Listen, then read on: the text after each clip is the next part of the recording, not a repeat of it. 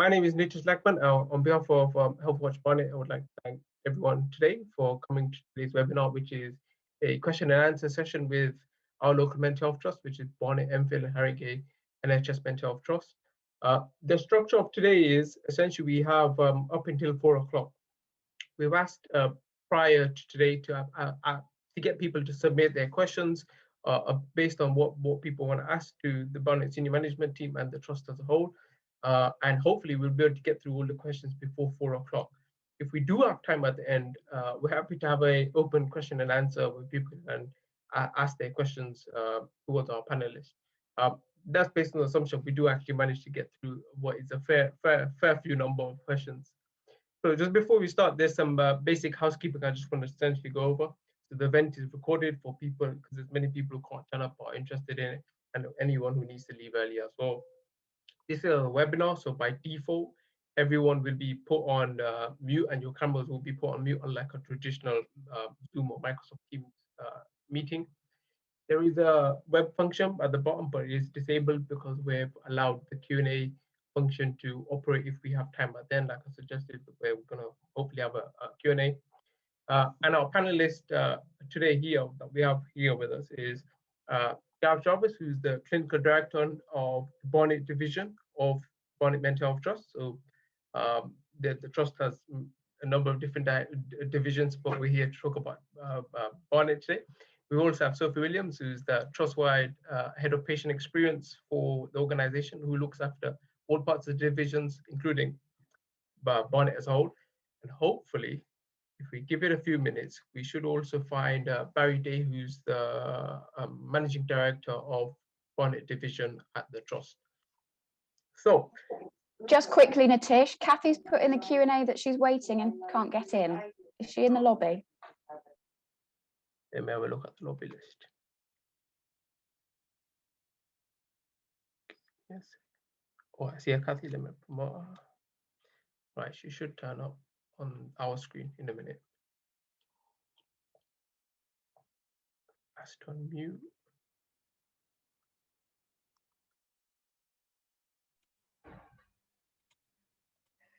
Can you see and hear us, Kathy? Yeah. Yeah, I've been waiting. In the lobby.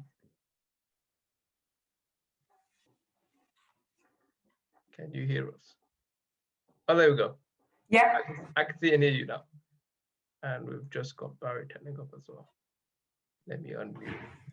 Yeah, for everyone's information, Kathy is our head of nursing here in Barnet. And here's Barry joining now, who's our managing director. Right. We have the full roster of the senior management team available and present. Kathy, just an introduction, Gareth has already said so, head of nursing for the Barnet division, and we've got Barry Day, which should be on your bottom left. As I suggested, he's the managing director for the division of Barnet. So let's run through those questions, because many of people have sent some quite good potent questions, which I'm hoping we're going to be able to get some good conversations from. So the first question is, what preparations have been made for the anticipated increase in poor mental health following the pandemic, and of course the economical fallout that will come as a result of COVID? So, Nitish, yes, could I just suggest that for all your questions, I actually did some homework on those. So if I just kick off with what I've got, then sure. I'm sure that Kathy and Gareth can add anything they want. Is that all right? Yeah, fine. So the first question was about the preparations. Now, I think for me, the government's committed quite large financial increases over the next 2 to 3 years, which is actually pretty significant, because the last time we saw growth, particularly financial growth in mental health services, was the National Service Framework for Mental Health way back in the late 90s. So that's really good. We know that there are more people with anxiety and depression type challenges, as well as the psychological impact of long COVID, which we're kind of like we're doing a bit of work at, not of us personally, but nationally, we're doing a bit of work on that. We don't know exactly what the outfall is. I'm sure Gareth may well know more, because he'll have been reading technical journals as a medical man. But we do know that actually the impact is such that we are going to see more, if you like, mild to moderate anxiety, depression type challenges coming our way. And then I think if you add to that the likelihood of, I'm not sure it would necessarily be depression rather than a recession, and the outfall of people losing jobs and livelihoods and all the other stuff, you know, that in itself is going to tell us that there's going to be a rise coming our way. So yeah, I don't know, Gareth, do you want to add anything, or Kathy? So I think one of the things to say, Barry, is that whilst we're not necessarily got a specific investment and plan yet around the expected rise, what we do have is a big investment coming into community adults mental health services. And this will equate to about £1.8 million this year in Barnet alone, and there'll be even more next year. So there is going to be quite a significant expansion in the kind of work that we're able to do within the borough, within the trust. So whether that in itself is going to be enough, because we already know that mental health services started further behind than where they needed to be. And I think this is going to be an ongoing political issue in the coming months and years, where we're all going to be needing to be lobbying. We'll be doing our bit to be lobbying important decision makers to say, actually, we're going to need some increased funding, because we know that there's going to be an increased pressure in demand. Yeah, and obviously COVID has raised a lot of concerns that has had impacts, major traumatic events on people's lives, bereavement, loss of jobs, and a lot of social factors have impacted on people's mental health and well-being. So undoubtedly, we could be seeing a surge of people coming into mental health. In March alone, our IAPT service had 1,000 referrals. That is the highest they've ever had. So there could possibly be an increase in people accessing our services.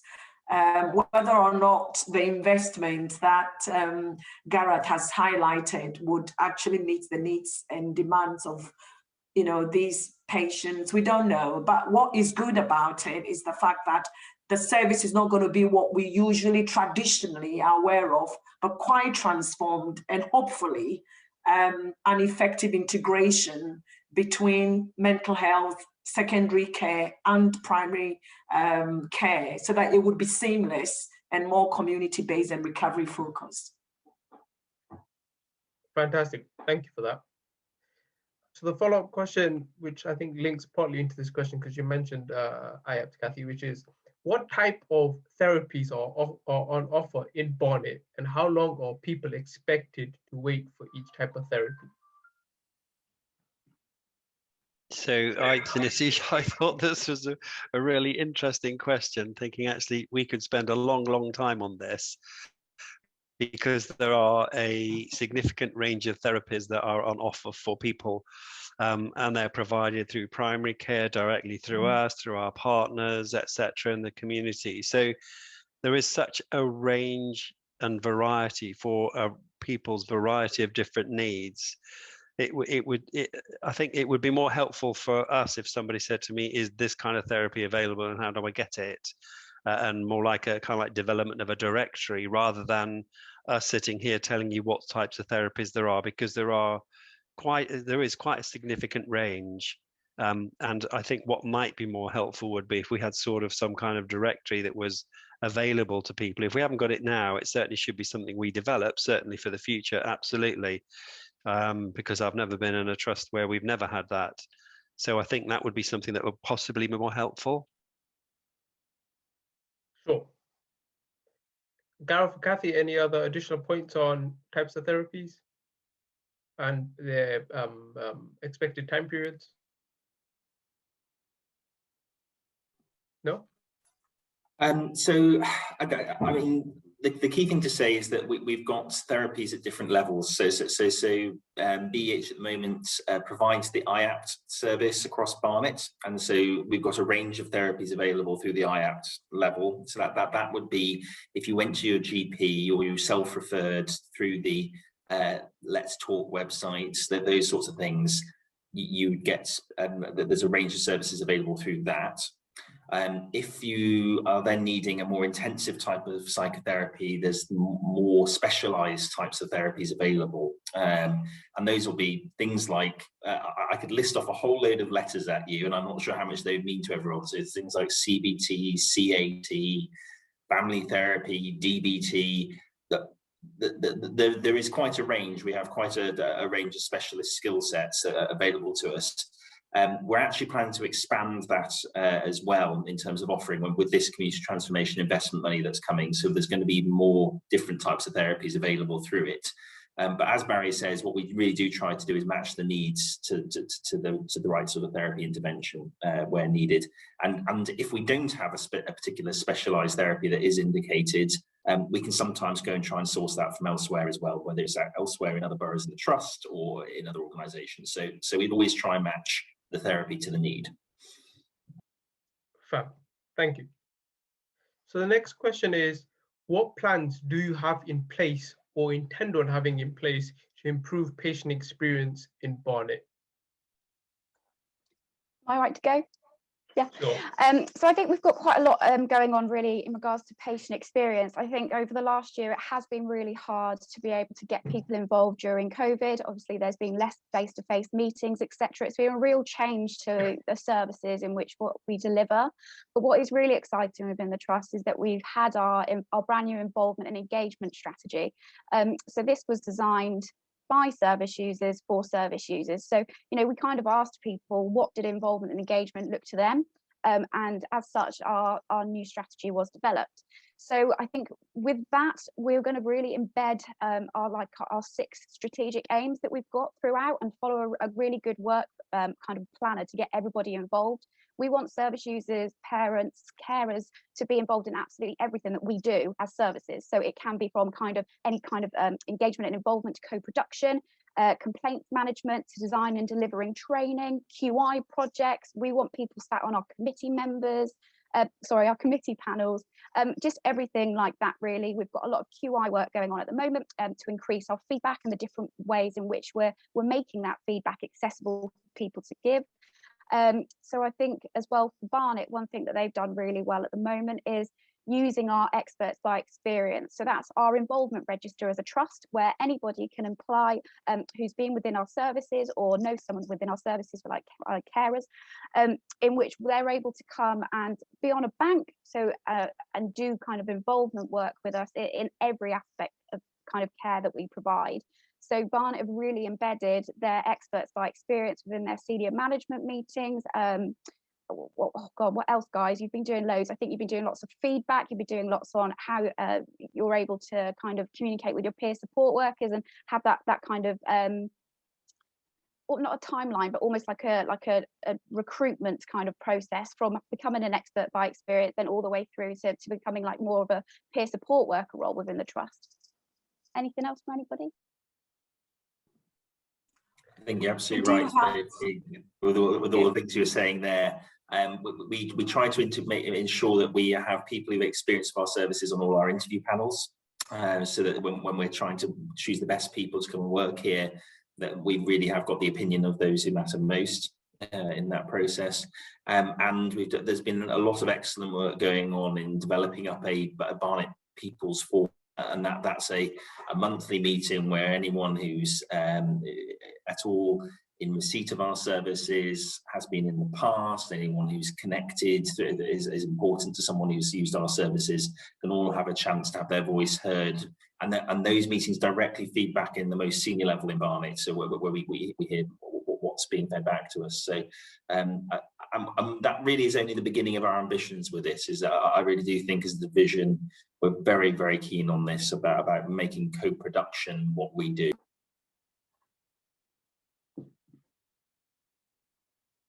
Did you want to add anything to that, Kathy?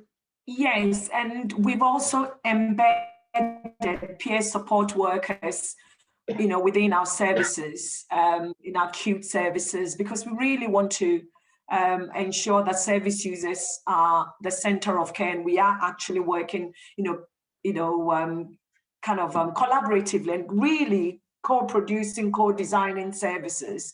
So without service users, we don't have a job. So we really want to work in close partnership. And that is the ethos across our care, our service delivery. Thank you. Sophia, I think it would be useful if you just explain the process of becoming an expert by experience for people who watch this later and people who are now, who are obviously Barnet residents and may have used the trust services. Yeah, absolutely, Natish. So what I can do later, Natish, going out to everybody, if you send out the patient experience involvement email address. So it's quite an easy application. All it is filling in some forms about where you'd like to work, what kind of activities you'd like to be in. So maybe interview panels to auditing, to workshops, to kind of training. So we just really want to know what's best for you and what you want to come and do. We don't want to bombard you with things that you might not be interested in. So you just come to us. We ask for a personal reference, which is just going out to someone, one of your clinical teams or someone that works within the trust, just to find out is there anywhere that you wouldn't be able to work, or if you have any strengths or weaknesses or things like that. It's so that we don't discriminate against people, so that we can have everybody coming through and not requiring that DBS, which you would usually in a normal working environment, but to have those two slightly easy questions of just to find out those two things. Once that's done, you'll get the track vacancy link through, which we have step-by-step guides with, and also the patient experience team are at hand to be able to go through this with you. Once that's completed, it goes over to our workforce, and then they're on our bank payroll system. So what happens is every time you've done some work within the trust, we will be able to put that on our e-rostering system, and then you will get paid on a monthly basis as if me, myself, Gareth or Barry do. So every 23rd of each month. So that's how it works.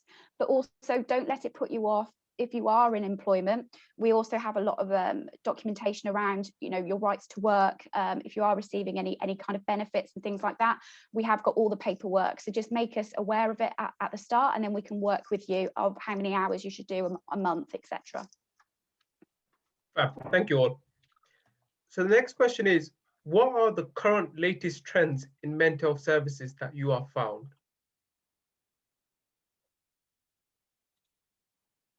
Do you want to kick off, Barry? I was hoping Gareth might be pretty good on that one, but I think the bit for me would be that it kind of like partly answered by question one. Mm-hmm. The latest trends as far as actually what's going on is what's coming through our door. The latest trends we still got to develop. We've got to develop our trend now. We've got this money for transformation. And actually part of the trend for me is actually creating a system where no front door is a wrong door, and that we're much closer to our population and we're much more integrated with our third sector. That is actually a trend that has begun, because there are a number of sites around the country that got their early funding to do this new community transformation. So they're test beds. And of course, they're doing stuff that people like me as an ex-social worker used to ask for years ago, which was actually us being much more integral to our community and working with our community partnerships rather than just being a reactive service. We need to be a much more proactive service and a much more engaged service. And by using, people like our peer support workers, EBEs, and getting closer to our public and our patients, the better it's going to get. So if anything, we should be the trendsetters for now. The trends are there, and actually what the trends are saying, let's get much more proactive. Let's try to enable people so they don't end up in hospital because we just react to things. Let's actually have a trend where we are helping prevent people and making sure that all our services are as close to them and their homes and their loved ones as possible.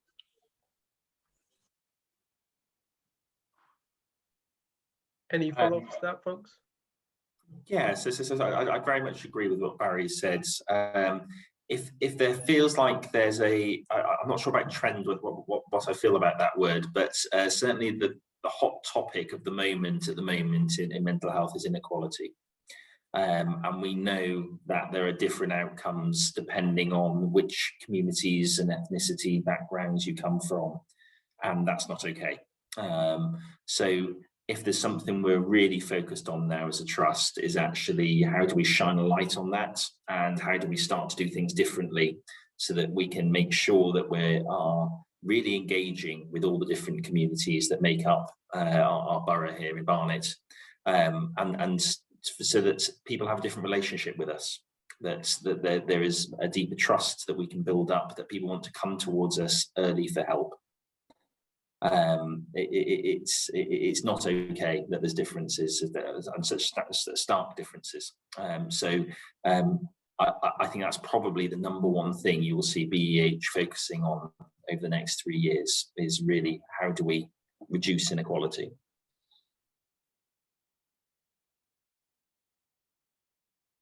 Fab. Okay, so the next question is, what changes in mental health services do you see will remain even after when all the restrictions from COVID-19 have been lifted?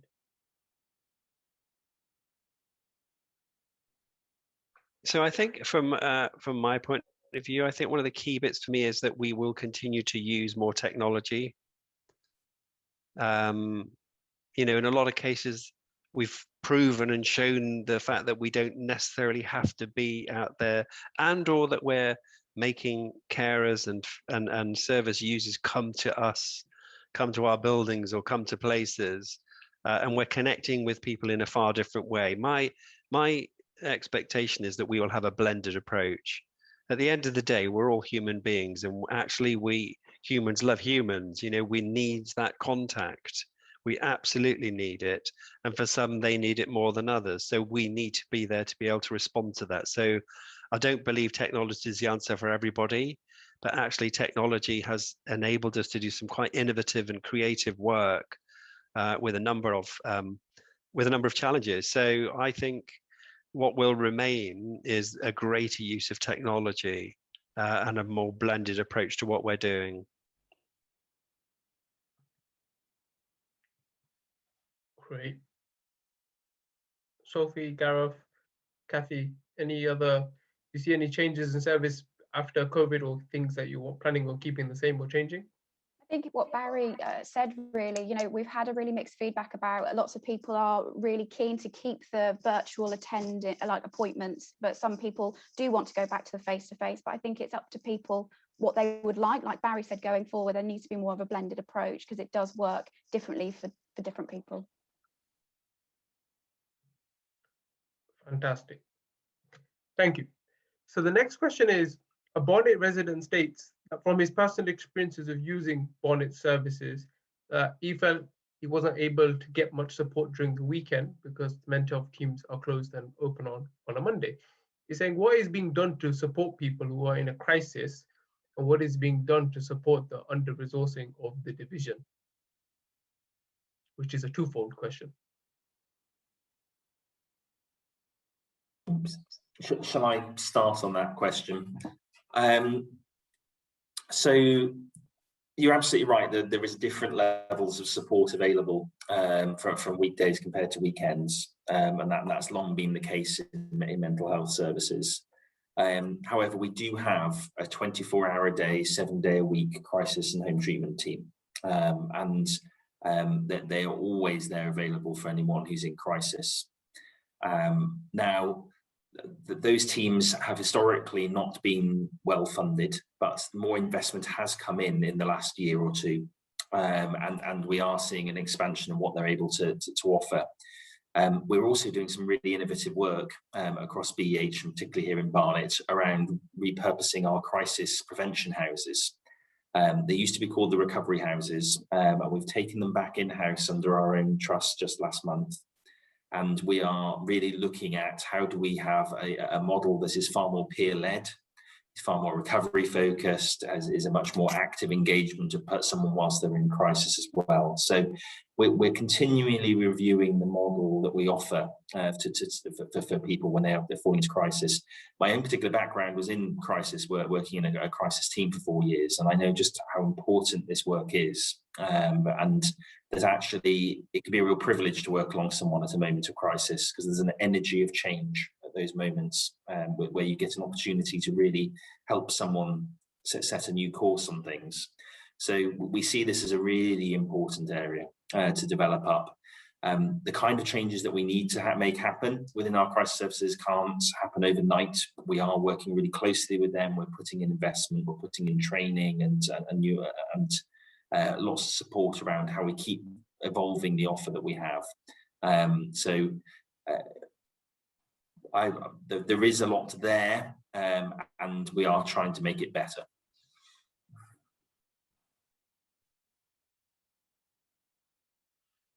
Anybody else have any two thoughts on services?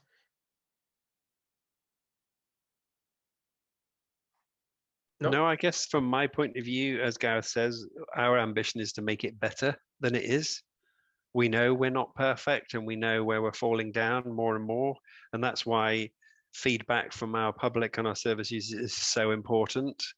Because if we don't hear about it, we won't be able to do anything about it. And actually, if there was one thing that we do need to focus on, it is our crisis response. And to get that right, whether it's crisis response through work with the police, whether it's with liaison services, or whether it's through any other means. So we know we've got further work to do. Absolutely. Thank you. So the next question is, if people are asked to access support if they become unwell and are expected to wait a number of months to get an appointment, and there's no therapy in between, the person is asking, how can they support or manage their own well-being in this in-between time of receiving services and being on a waiting list?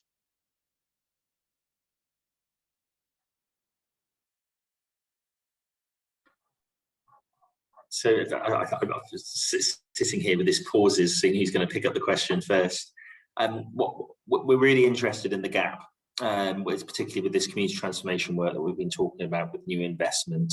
We're really particularly focused on, actually, number one, how do we eliminate waits in the first place? So how can we really reduce waiting lists, try and make sure they're not happening wherever possible? We've already done work as a management team in the last year where we've put in extra resource and new focus to make sure to reduce waiting times, and we've made some progress on that. But we're also in the new model looking at how do we make sure that if we cannot get someone into a particular treatment straight away, what are the other things that we're doing with someone? And when we're talking about making those bridges out into our voluntary sector colleagues, we really are looking at all the different offers that we can do around integrating someone back into their community, and doing more things across lots of different organisations. So it's not just you're off onto the waiting list and you can wait there until we're ready. I think the key bit for us is actually getting to people much earlier and responding much earlier, because we know that the longer people sit on waiting lists, actually the chances are the worse it gets for them. So actually, as Gareth says, we do have to eliminate and reduce waiting lists. And to be fair, actually, over the last few months, we have been seeing that happening. There's been quite a focused effort in Barnet. I think, in fact, actually, our latest report is we've got nobody waiting any longer than 13 weeks now for appointments. Now, when I first got here, we were looking at over 52 weeks for quite a number of appointments. So even through COVID, a significant amount of concentration and focus has been brought to that. 13 weeks is still a long time if you really need something. So actually, again, how are we doing that work with our community transformation money and involving our partners in the third sector and the voluntary sector?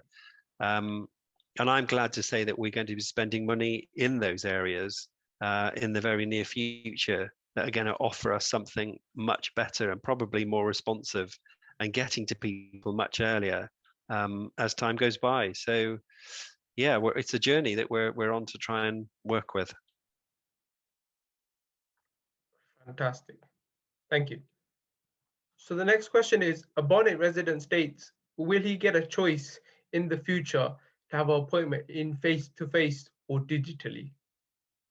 I think the answer is yes. That's a very short answer to what is quite a prudent question to many people, because actually that was asked about 4 times. I've just consolidated the question. But if you remember, I did talk about it before, when we said that I would expect we do have a blended approach. And actually part of that is offering people choice. You know, can I see someone remotely, or do I have to see them in person? Think of the amount of time and energy we force, if you like, on our service users. In fact, Gareth and I were talking about it today. We make people come here to our wellbeing clinic. Well, you know, for some people, trying to get across Barnet to Edgware is an absolute nightmare. Why are we doing that? So actually, there are things we can do digitally to help people and to help ourselves. You know, so you know, the answer is a resounding yes. What we do have to do, though, is try and get some better technology at times. Fantastic. So the next question is, how can local people with skills help the service Barnet division with what they know? So one example was a person with yoga wanting to help the local trust to support other people who are far better, or in a far better place than they have been in the past. Any ideas on tapping into local resources? So we don't have a pregnant pause. My offer was that actually, when I was in Coventry and Warwickshire, there was an organisation that actually set up a time bank. So actually, in fact, I was on there to offer a whole bunch of different things to people. So a time bank works that you have so somebody may offer yoga on the one side, and then you may get people saying, I could do with someone doing some yoga on the other side. And then if you export that across the whole of Barnet, thinking of all the things that people offer and will volunteer to do or give, and then that list of people that say, I want a bit of this, this, and this, right the way through from painting and decorating and gardening and yoga and coaching, and you know, there's a huge amount of offers. I mean, I think the key bit for me is if we could create some kind of catalyst, if you like, that could help create something like that and marry up the needs and the people and the offers. You know, I think you could probably build something quite rich for Barnet. That was just an example, if you like, where I've seen it work. And is there scope for that within Barnet? Is there any plans to implement time bank, or it sounds like you're willing to support it, but is there operational plan to get that off the ground is the real question. So I don't think it's something we would do as a trust, but I think what we could do and would do and will do, if you like, is have a conversation with some of our voluntary sector partners and see if there is an appetite out there to be able to do something like that, and you know, use some of our experience or staff or whatever to help that process to happen. But there's got to, you know, there has to be kind of like a bit of a thirst for it. It may even be happening out there and we don't know about it. Do you see any link, Sophie, within? One of the things no, it's fine. Go on, Gareth.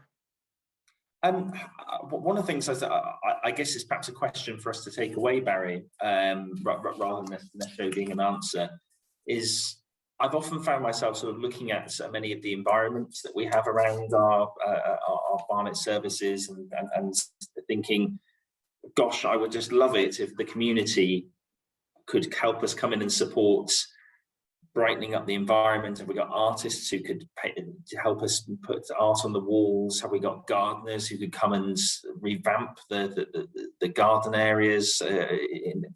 All those sorts of things. I would just love it if we could find ways to connect more with our community and help them help us, help people back in turn.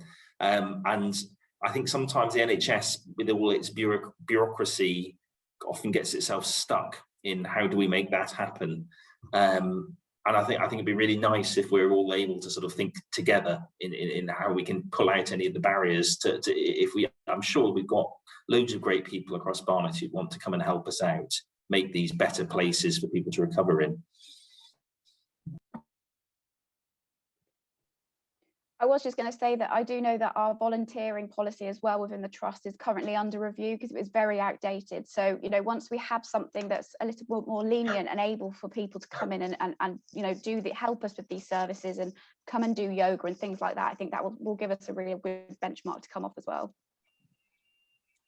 Yeah, and I think that's about social inclusion as well, which is something that which is really crucial. So yes, we are looking into voluntary service, and we will working with the patient experience team to make sure that we get volunteers in, because we can't do it all.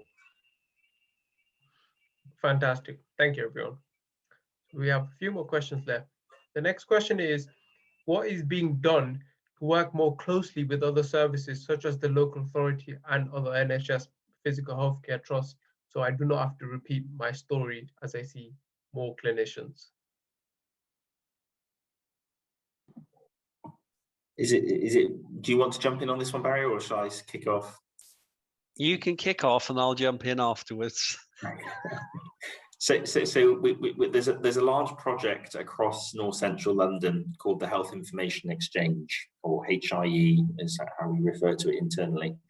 And the idea is to build a collaboration all the way across North Central London. So it's not just here in Barnet, but it's across Enfield, Haringey, Camden and Islington. And all the acute hospitals, all the social care providers and all the mental health and community service providers are all signed up to being part of HIE. So it's a growing project. There's more systems being linked up over the next 2 months so that there's more ability to share across that.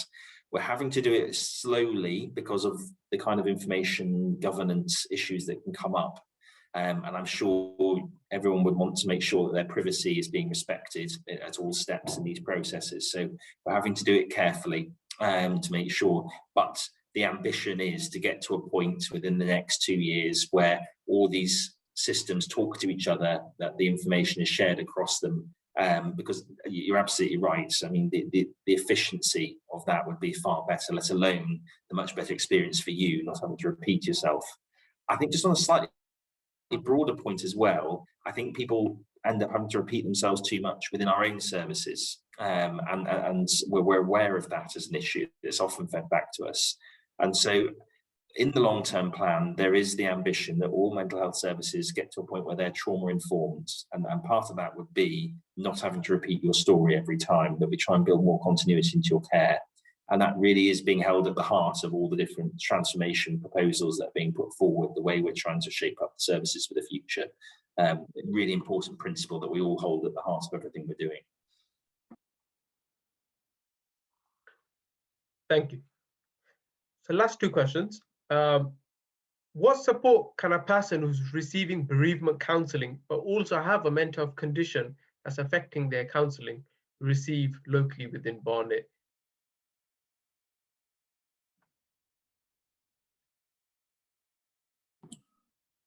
That felt very specific, Natisha. I don't know if you could perhaps repeat it for me, just so I can. Sure. So what support can a person who's receiving bereavement counsel but also have a mental health condition receive? So it's a question on bereavement counselling and its linkage within the NHS. So that can be a complicated issue and very much on a case-by-case basis. I guess in the first instance, I would encourage someone to attend their GP to talk through any mental health problem they might be having and work through from there. Now, it might be that if it's a particularly severe mental health problem, it needs the support of the kind of services we provide at BEH. And we'd be happy to see someone and provide specialist input, for example, from a psychiatrist or from a specialist nurse, alongside any counselling they might be having at the same time. The one thing that probably might not happen is if somebody might not be referred for or might not start a specific psychological therapy, because one of the ways that the boundaries they put around doing that kind of work is ensuring that you're only working with one type of therapist at one time, because it can quite often get to the point of sort of muddy waters and it being and overloading someone as well. So I think most types of help would be available for someone throughout that time. And the only thing I think that there might be a bit of caution around is not doing 2 types of therapy at once.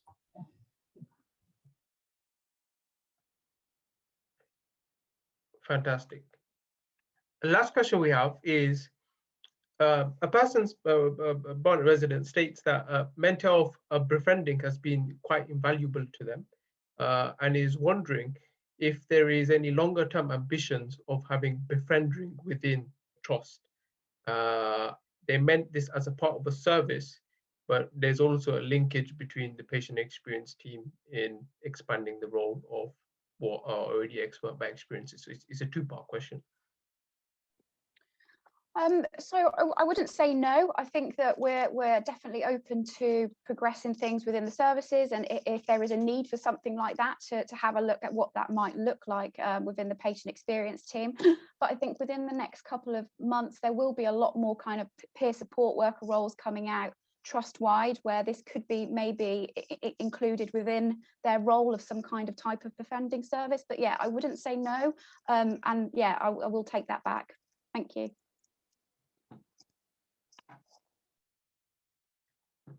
Any other answers before I move into a free? I guess the other thing to say, Natish, is that this community transformation programme really is focusing on partnership with the voluntary and community sector. And I think actually our VCS colleagues often have far more experience in this particular area and are very good at it. And I think it's the kind of things that's likely to grow out of the work we're doing more closely with them over the next couple of years. Fantastic.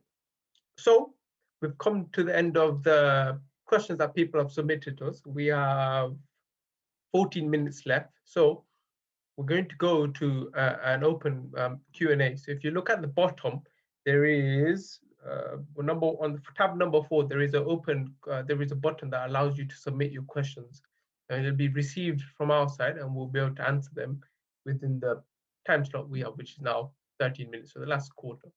Feel free to send us your questions, but I would make a suggestion: please do not make it specific related to your care, because that wouldn't be able to be discussed here. The general questions are the best ones, folks.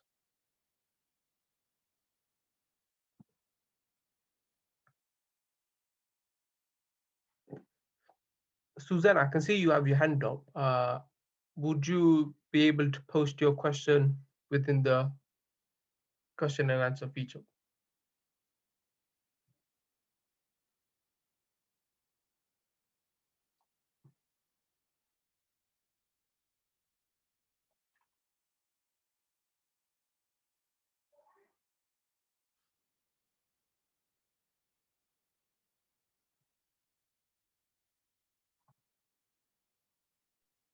Can I just do it verbally? Sure. Can you hear us? Yes, I can hear you. Right, okay. I wanted to come back to this question of the user involvement register, because Sophie, I've never met you before, but this is something which has cropped up in the Haringey Service User Forum where I go because I've got a Haringey connection. And I am very unhappy about the trust requirement that somebody has a clinician's reference. I've worked in user involvement and advocacy for about 20 years, and I've never come across this before. I think you need to know that this is putting off people from applying. People are finding it offensive. People are worried about their kind of personal information and any work they might want to do becoming merged. It doesn't happen in any other area that I know of. And I think that there are alternatives to this that people should be able to opt for. Like most people will be able to provide a volunteering reference or a work reference. And I don't think that requiring a clinician's reference as an alternative to a DBS is sound, because some roles require a DBS and that shouldn't be circumvented. And if being on an interview panel doesn't require a DBS, so I really hope the Trust looks at this again, because it's causing quite a lot of offence. Thank you, Susanna. Thank you, Susanna, for bringing that up. I have heard of obviously your concerns that have been brought up in Haringey Service User Forum. So I was just wondering if we could get out together outside of this, have a meeting and properly go through all of your concerns about it, and see if you've got any advice of going forward. Obviously, you've had a lot of experience, it seems, over the last couple of years. So, you know, I would most appreciate your expertise on this and see what we can do to work with you. Thank you. Let's just see if there's anyone else. If not, we can bring this to a close. Just double check. There's someone in the chat, I think, Natish. Oh, so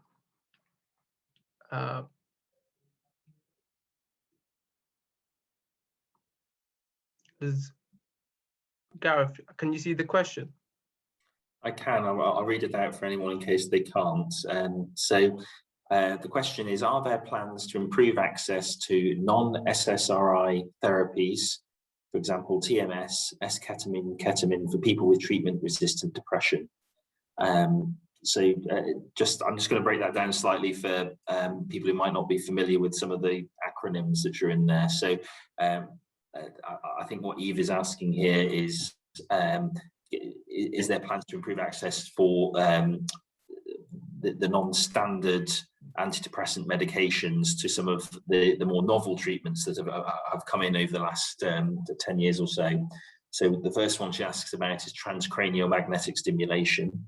Now, there is a clinic that's being set up down in Camden and Islington, and we are starting to work in greater partnership with them as another trust. So I do think there are opportunities coming up in the near future for us to sort of work in greater collaboration with them and make that available. It is, as a treatment at the moment, quite expensive, and so that's why it's not something we could just set up immediately in BEH. But I think there is an opportunity for us to work in partnership with them and potentially open access up there. As regards to things like S-ketamine and ketamine, until those go into specific NICE guidance, we have to work within the NICE formulary within BEH. And so we always keep these medications under regular review. We have a regular panel of experts that sits across the trust and looks at all the new emerging evidence, new guidance that's sent out from NICE. And as opportunities come up there, that then broadens access can come following that. Access can come following that. Thank you. Let me move that there. So we have no more further questions. So I'm happy to bring the meeting to a close, unless there's anyone in the panelists who just want to provide an update, because this will be available on YouTube, so broader people might see it, about anything else that's happening in Barnet before we bring this webinar to a close. I did say at the beginning that it would be useful if we had time just to briefly give a layperson's understanding of the community transformation, because unless you're in that world, it kind of look a bit like Spanish, but it's going to have a significant impact within local services. So it would be fantastic if we could just have a quick, brief update on that.